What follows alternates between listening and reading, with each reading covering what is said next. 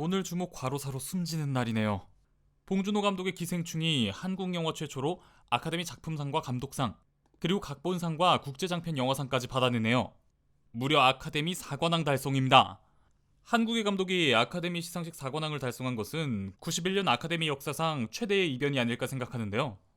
이번 봉준호 감독과 기생충의 아카데미 4관왕 수상은 최초라는 타이틀이 여러 개 붙었습니다. 먼저 봉준호 감독은 아카데미 역사상 한국 영화로 처음으로 오스카를 받은 감독이기도 하며 한국인 감독 최초로 아카데미 시상식 4관왕에 오른 감독이 되었습니다.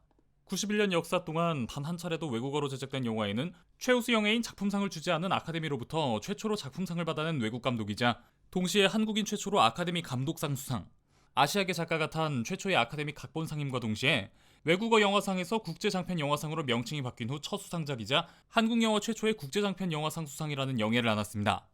이 정도면 완전 새로운 역사를 썼다고 해도 과언이 아닌데요. 봉준호 감독이 수상한 순서대로 그 상들의 내용을 알아보겠습니다. 먼저 아카데미 각본상 수상입니다.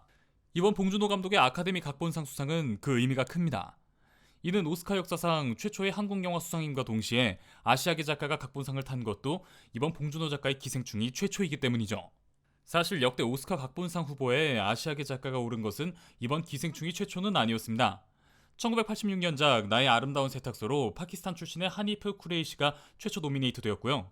그 후 13년 뒤 인도 출신의 나이트 샤말란이 1999년작 식스센스로 후보에 올랐죠. 이후 이오즈마에서 온 편지 각본 아이리스 야마시타, 애니메이션 인사이드 아웃의 로니 델 카르멘, 빅식의 쿠마일 난지아니가 후보로 지명되었지만 상을 타진 못했습니다. 이러한 아카데미의 역사 때문일까요?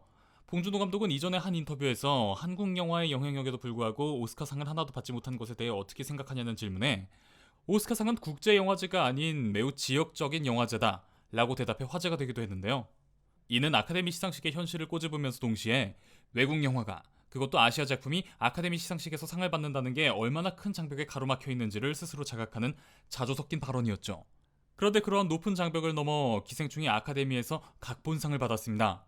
각본상에 노미네이트된 경쟁작들 역시 그 어떤 작품이 타더라도 이상하지 않으리만큼 하나같이 쟁쟁한 작품들이었는데요.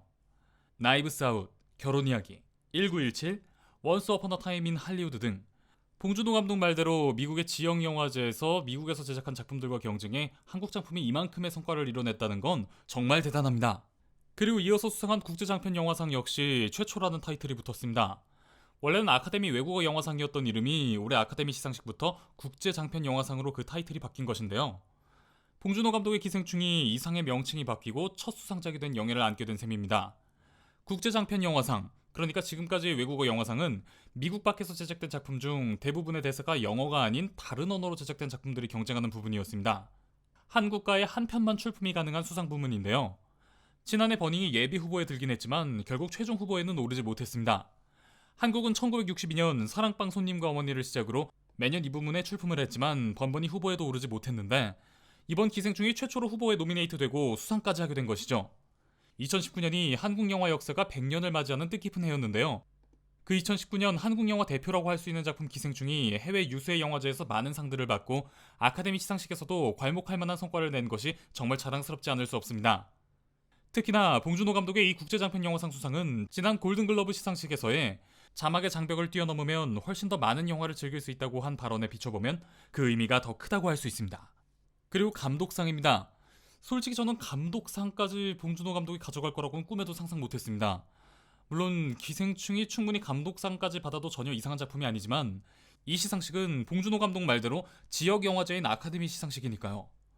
이 보수적인 시상식에서 이 관왕까지 간 것도 정말 더할 나위 없는 한국 영화 최고의 쾌거다라고 생각했는데 이렇게 감독상까지 받아내네요. 감독상으로 봉준호 감독이 호명되자 봉준호 감독 역시 전혀 생각도 못하고 있었다는 표정을 지으며 단상으로 올라갔습니다. 봉준호 감독은 앞서 국제장편 영화상까지 수상해서 오늘 할 일은 다 끝났다고 생각해 편안하게 시상식을 보고 있었다며 스스로도 전혀 이 감독상 수상을 예상하지 못했다고 소감을 발표했습니다.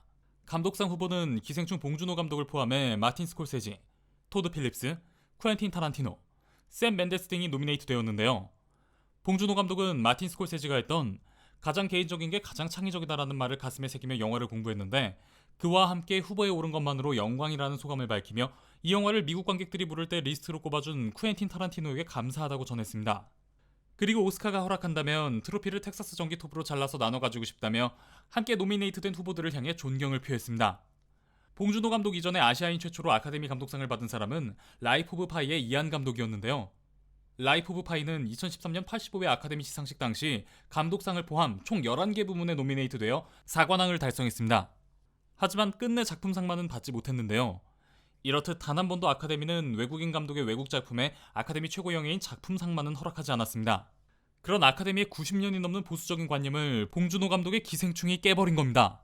외국인이 감독한 외국인 영화 최초로 아카데미 최고 영예인 작품상을 봉준호 감독의 기생충이 가져갔기 때문이죠. 말 그대로 이전에 없던 아카데미의 새로운 역사를 써버린 겁니다.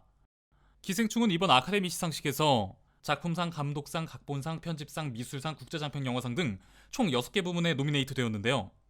그중 최고 영예인 작품상을 포함 4개 부문이나 상을 받은 겁니다. 이번 아카데미 시상식은 기생충에 의한 기생충을 위한 시상식이었다 해도 과언이 아닌 것 같네요. 이번 제92회 아카데미 시상식을 통해 봉준호 감독은 전 세계 가장 영향력 있는 영화 거장으로 자리매김하게 될 것 같습니다. 이번에 아카데미를 뒤집어 놓은 일로 앞으로 더 많은 영화 팬들이 봉준호 감독의 다음 작품을 기대하게 될 텐데요. 봉준호 감독님 영화 기생충으로 헐리우드를 발칵 뒤집은 쾌거 정말 축하드리고 다음에도 기생충만큼이나 멋진 영화 기다리고 있겠습니다. 오늘은 대한민국 100년 영화사에 있어 가장 오래도록 기억될 날일 겁니다. 기생충의 성공으로 한국의 다른 훌륭한 작품들 역시 세계적으로 주목받는 계기가 되었으면 하는 바람입니다. 다시 한번 봉준호 감독님과 영화 기생충을 함께한 출연 배우, 스태프진들에게 축하하다는 말을 전하면서 영상 마치겠습니다. 그럼 지금까지 미노타우루스였습니다.